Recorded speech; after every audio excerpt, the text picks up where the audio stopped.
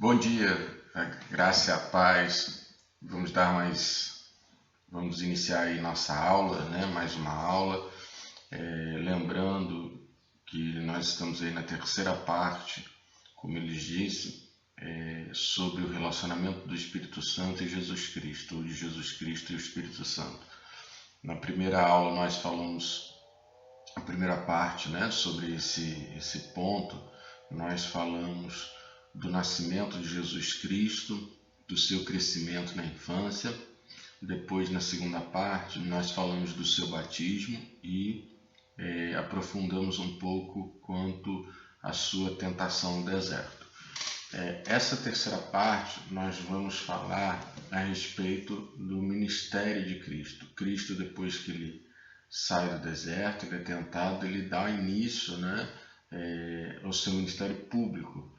Então, ele vai ter algumas atitudes, ele vai realizar algumas coisas que nós vamos tentar aqui compreender, para que também sejam aplicados em nossa vida. Eu vou separar aqui, daria para tratar tudo junto, mas eu vou separar que eu creio que fica melhor para o nosso entendimento. Então, Jesus, quando ele sai do deserto, Lucas capítulo 4, vai dizer que Jesus ele entra numa sinagoga e ele começa a ensinar. Então está lá Lucas, Evangelho de Lucas capítulo 4, versículo 14. Vai dizer assim: Então Jesus, cheio do poder do Espírito, voltou para a Galiléia. Relatos a seu respeito se espalharam rapidamente por toda a região. Ele ensinava nas sinagogas e todos o elogiavam. É interessante porque Jesus sai da tentação e começa a ensinar. Então, um dos pontos, né, do ministério público de Jesus é o ensino. Jesus vai trazer um novo ensino, um novo pensar, uma nova forma de raciocinar sobre as coisas, uma nova forma de olhar para as coisas. Na aula passada, quando nós colocamos a questão dos 3 pontos lá, né, o pão, o alto, né, o pináculo do templo e o alto da montanha, nós nos referimos a símbolos, a simbolismos, né, que Jesus ele vem contradizer, ele vem agora contra-argumentar com tudo que estava estabelecido no judaísmo. E Jesus precisa ensinar isso. Por que Jesus faz de tal jeito? Por que Jesus faz desse jeito agora e não daquele jeito? Jesus, então, vai ensinar as pessoas, vai ensinar por que ele age daquela forma. E, de certa forma, ele, de certa maneira, de certo modo, ele vai inverter todas as lógicas. Ele vai agora trazer um reino de ponta cabeça, ele vai inverter, né? Aquilo que estava no alto vem para baixo, aquilo que estava embaixo vai para cima. Jesus vai inverter, vai mudar a polaridade das coisas.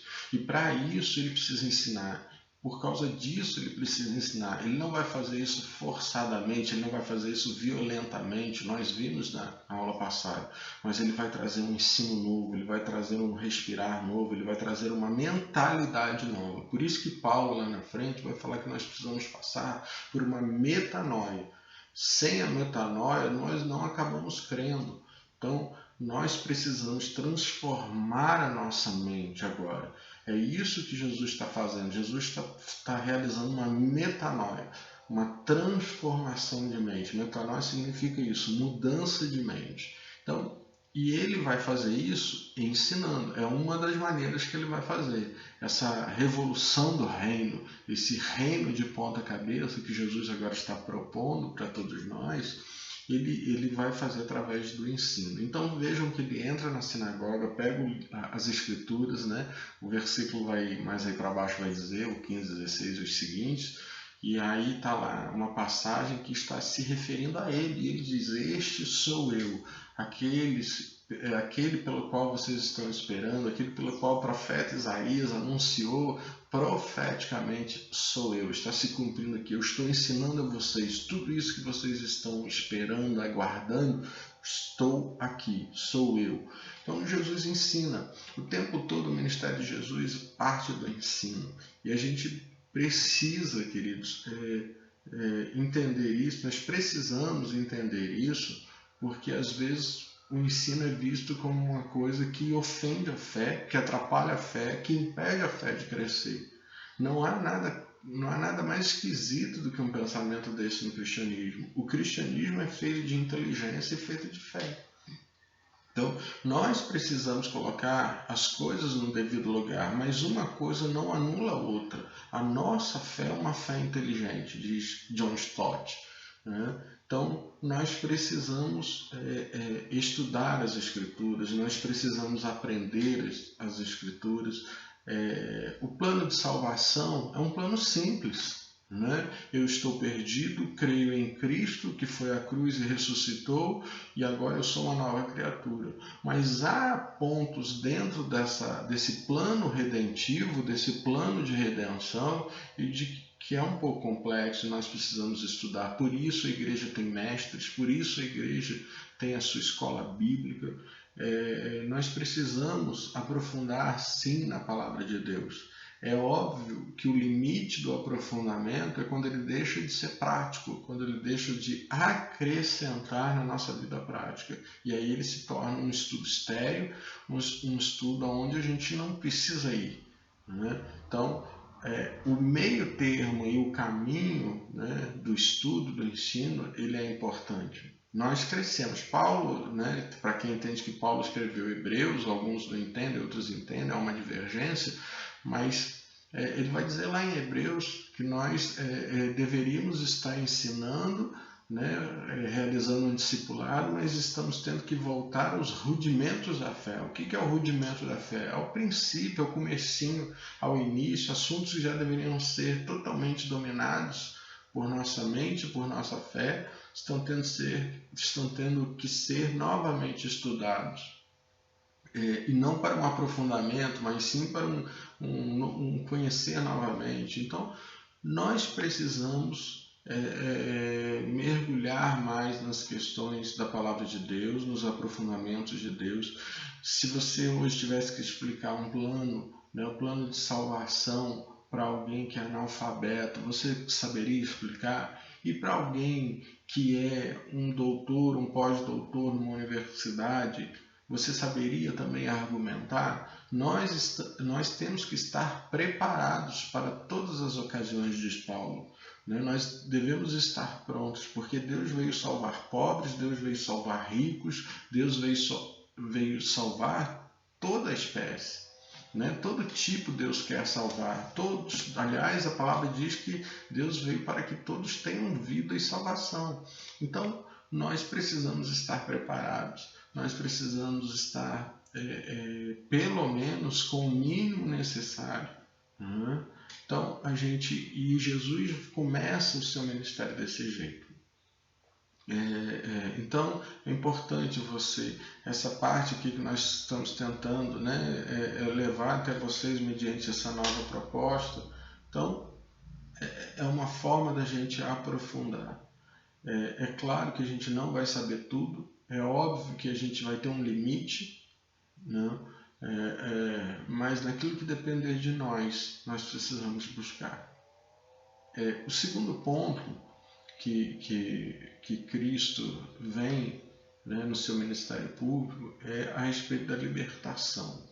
Então, Jesus, ele liberta muitas pessoas, né? Tem a passagem famosa lá do endemoniado, né, que os demônios vão parar nos porcos e se lançam no abismo. Essa é uma passagem bastante famosa na Bíblia. Jesus traz, além do ensino, Jesus traz também libertação. Cristo, quando inverte, né, os pontos do reino, quando Cristo inverte a lógica do reino, Cristo vem para nos libertar. Nós estamos presos, né, nós estamos acorrentados, nós estamos submetidos a toda espécie de influência demoníaca, e Cristo vem e nos arranca disso tudo, Cristo vem, implementa o seu reino, e o seu reino ele vai chocar-se contra o reino de Satanás, e aí nós temos um ministério público de Jesus libertatório. Então Cristo vem para nos libertar. Cristo vai expulsar demônios.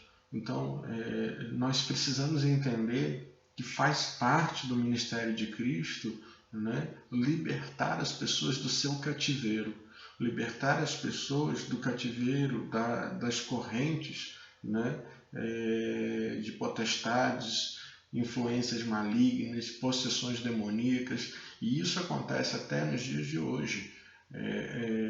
De vez em quando você às vezes, né? Ficou esquisito. Mas de vez em quando você vê comentários de pastores que não acreditam mais nisso. Você vê pessoas dizendo que isso não existe. Pessoas dentro da igreja não crendo, né, nesse mundo espiritual. Então isso é complicado, porque Jesus nos ensinou sobre isso. Jesus veio e libertou muitas pessoas.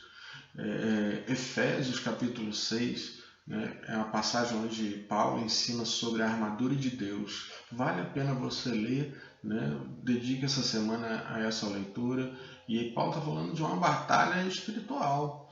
Você vai ler, ter claridade daquilo ali. Paulo tem a figura de um soldado romano, mas ele pega os elementos, né, do soldado romano e faz uma similitude, traz uma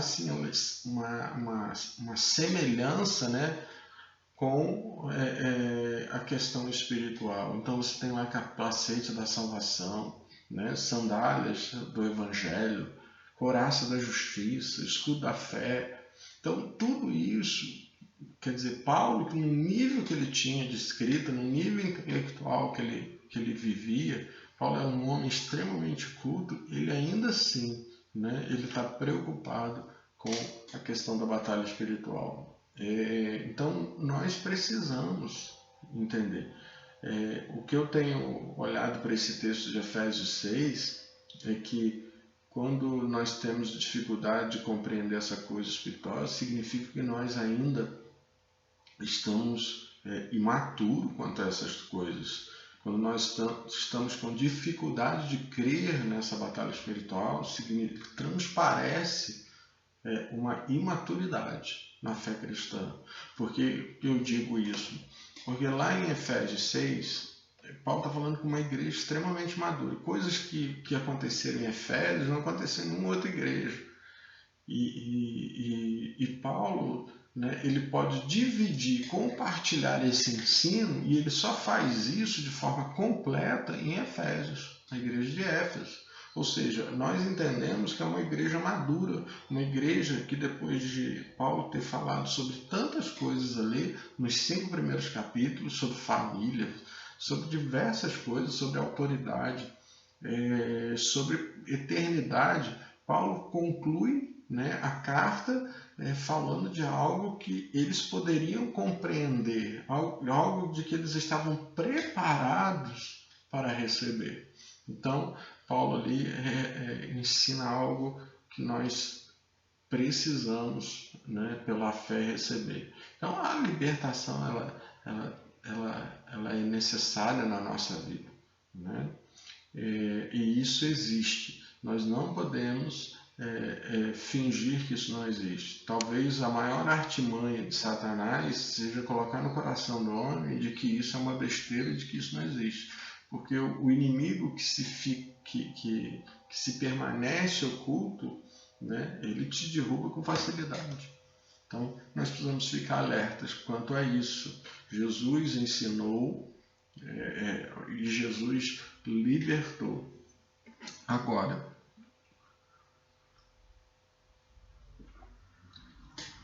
o terceiro ponto que eu quero tratar é um ponto mais complexo e mais trabalhoso, que é sobre a questão da cura, né, sobre milagres, e de certa forma também sobre dons de revelação.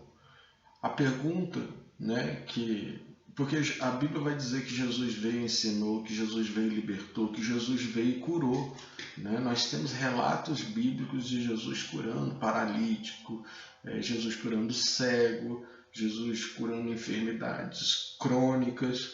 Então nós temos esse relato nos evangelhos. Nós temos relatos também nas cartas, pelos apóstolos, né? Pedro realiza milagre, é instrumento, né, de milagre, é um operador de milagre. Mas hoje existe um questionamento, e é aqui que eu quero me deter mais um pouco. A pergunta que eu faço para você: há milagre ainda hoje na igreja? Porque existe uma teologia, existe um posicionamento que afirma que determinados milagres não acontecem mais. Né? E a gente precisa entender isso, até porque às vezes você é confrontado com isso. E há alguns questionamentos, talvez, que você já tenha feito internamente, na sua mente, ou até já perguntou para alguém, e que talvez não lhe foram explicados corretamente.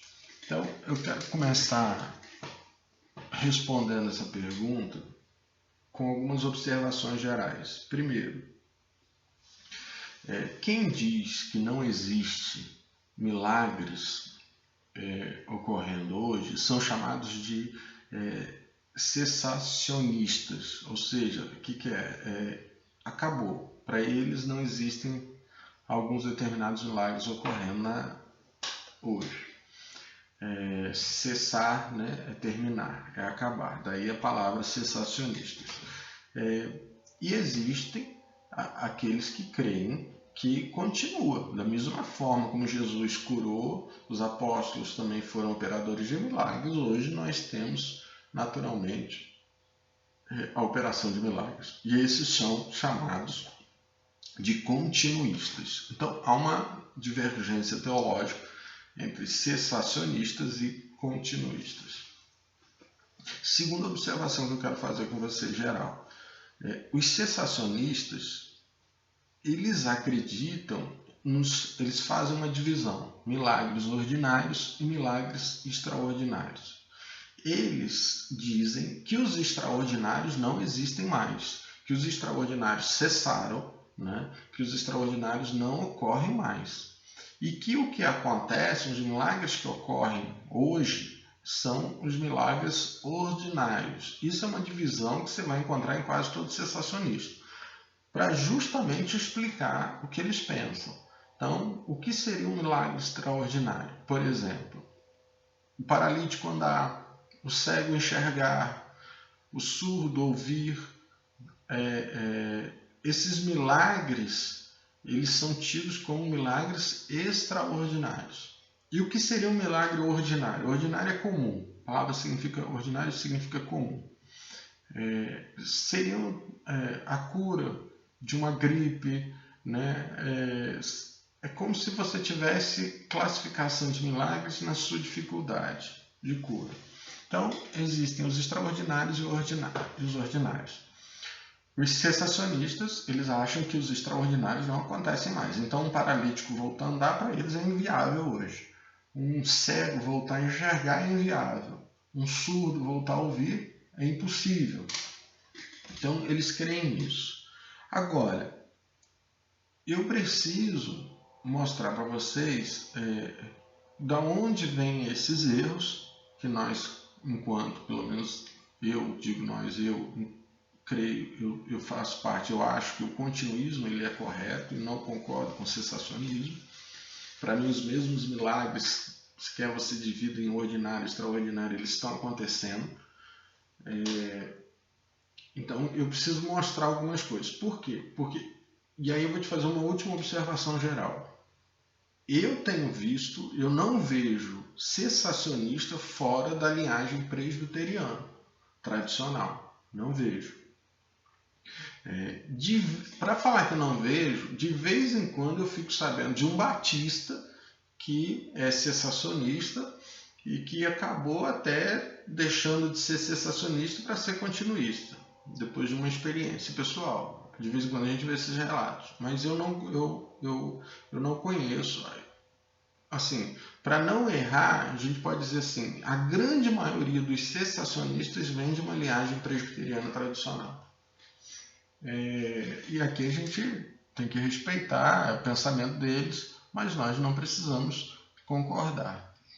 E por que eles fazem esse pensamento? Eu quero trabalhar o fundamento histórico para você entender um pouco melhor e eu vou depois trabalhar a questão bíblica. No fundamento histórico, a gente tem Calvino combatendo a Igreja Católica. João Calvino, reformador, da base ao calvinismo, mas ele vai combater a Igreja Católica porque a Igreja Católica estava dizendo que tinha autoridade para trazer novas doutrinas e que os milagres eles confirmavam essas novas doutrinas trazidas pela autoridade da Igreja Católica, ou seja, eles queriam fazer valer algumas doutrinas que para nós protestantes evangélicos estavam fora da Bíblia. E eles diziam, olha, os milagres que estão acontecendo confirmam essa nossa doutrina. E Calvino vai dizer, não é assim, não é por aí. A Bíblia ela traz os milagres, mas os milagres para João Calvino era para que confirmassem só a autoridade apostólica. Ou seja, até os apóstolos, esses milagres extraordinários, eles aconteciam. Depois dos apóstolos, ou da geração seguinte ligados aos apóstolos, isso não acontecia mais. João Calvino dizia, uma única exceção era quando em algum lugar não se pregava o evangelho. Então hoje os que seguem o calvinismo, o cessacionismo, às vezes são mais ferrenhos do que o próprio Calvino, nesse aspecto de milagres. Porque Calvino possibilitava no seu pensamento lugares que não teriam ainda recebido o evangelho, que esses milagres extraordinários acontecessem, mesmo depois da era apostólica.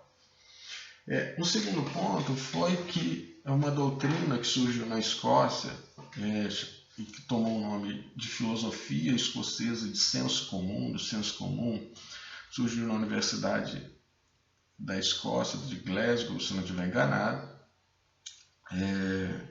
e que combateu o racionalismo inglês. O que o racionalismo inglês? Isso eu estou falando mais para frente, 200 anos mais para frente, depois de Calvino. Por volta de 1760, 1765. O que vai acontecer? A gente está vivendo uma era de racionalismo, ou seja, os milagres não são aceitos, porque isso não tem como se provar racionalmente, mentalmente, intelectualmente. E aí surge na Escócia, e a Igreja da Escócia, ela tem uma linhagem também calvinista, ela acaba trazendo essa chamada filosofia escocesa, que é o seguinte, ele diz o seguinte, todo homem é como se tivesse um processador de dados dentro, e esse processador de dados, ele confirma a existência de Deus. Então, eu percebo Deus, e isso me basta. Então, ele vai dizer assim, olha, todo ser humano vai ter capacidade intelectual de perceber Deus. Ponto. Eu não quero aprofundar nisso, mas eu só quero que você entenda alguns fundamentos. Esses dois fundamentos, o combate de Calvino e essa mentalidade dessa universidade, esses dois pontos eles vão invadir as universidades presbiterianas nos Estados Unidos, principalmente a de Princeton. E aonde vai surgir um sujeito chamado Benjamin Warfield, que vai escrever um livro em 1918 a respeito o assunto é milagres falsificados. E até hoje, todos que defendem o cessacionismo partem desse livro, das ideias de Warfield. Ele escreveu vários artigos também, combatendo isso. E a gente tem que lembrar aqui que é um período pentecostal nos Estados Unidos, um rompimento do pentecostalismo americano. E ele vai combater isso. Ele é um apologeta, O apologeta ele tenta explicar Deus com o raciocínio, E isso até hoje, até as ideias dele até hoje são defendidas. Se você pegar no Brasil os cessacionistas, você vai ver que eles defendem as ideias de Warfield na sua grande maioria. Bem, então esse é o fundamento histórico, né? Agora, o que eles trazem de fundamento bíblico? Eles dizem o seguinte: os milagres extraordinários, eles aconteceram até a era apostólica, porque os apóstolos ficaram responsáveis de escrever o Novo Testamento. E eles precisavam confirmar sua autoridade. E o milagre era um jeito de confirmar a autoridade apostólica, de que eles receberam a autoridade de Deus. Isso desde o judaísmo, né? E aí eles dizem o seguinte: quando o cânon do Novo Testamento fechou, quando foi escolhido os livros do Novo Testamento, que se deu no ano de 397, no concílio de Catargo, ali se encerrou a necessidade de ter milagres extraordinários. E eles falam que esses milagres extraordinários até um fundamento bíblico. Então, você precisa ir, para você ter uma ideia, né, de onde eles tiram isso, em 2 Coríntios, capítulo 12, você foi para frente na sua Bíblia, 2 Coríntios, capítulo 12, nós vamos ler versículo 12. 2 Coríntios 12, diz assim, Paulo está dizendo à igreja: quando estive com vocês, certamente dei provas de que sou apóstolo, pois com grande paciência realizei sinais, maravilhas e milagres entre vocês. Então ele diz o seguinte: olha, os sinais, as maravilhas e os milagres, eu não vou entrar nessa diferenciação, eles dizem respeito ao apostolado. E uma vez que a Bíblia se encerrou, né, o seu cânon foi fechado, eu não tenho mais necessidade de milagres extraordinários. A autoridade já foi confirmada. Então esse é um primeiro argumento bíblico.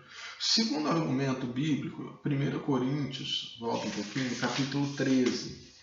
Eles vão dizer, é um texto famoso, né, sobre o amor, versículo 8.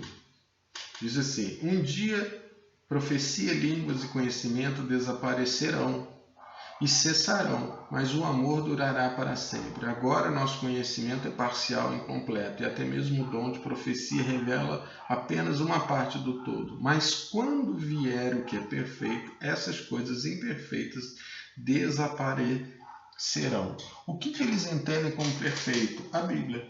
Eles dizem o seguinte: olha, Paulo estava aqui anunciando, a Bíblia não está fechada ainda, o cânon ainda não está terminado. Ou seja, os 27 livros do Novo Testamento ainda não estão decididos. Mas Paulo já está profeticamente dizendo: quando vier o que é perfeito, as línguas e o conhecimento aí não é o conhecimento intelectual, é o conhecimento de revelação. Então, tudo que é ligado à revelação entra nessa palavra conhecimento. Ou seja, os milagres, tudo, as profecias, eles dizem: olha, isso se encerrou, né, a partir do momento que formou o cânon da Bíblia. E, por fim, né, eles dizem: olha, terceiro aspecto, Pedro, né, sem sombra de dúvida, os apóstolos manifestaram milagres extraordinários na hora que desejaram. Pedro curou com sua sombra, Pedro ressuscitou Dorcas. Não há passagem, diz o sensacionista, de que confirme que eles não curaram na hora que eles não quiseram.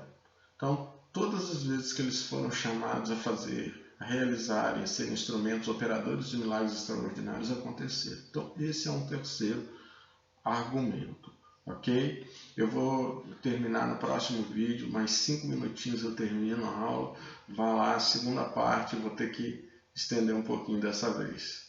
Deus abençoe.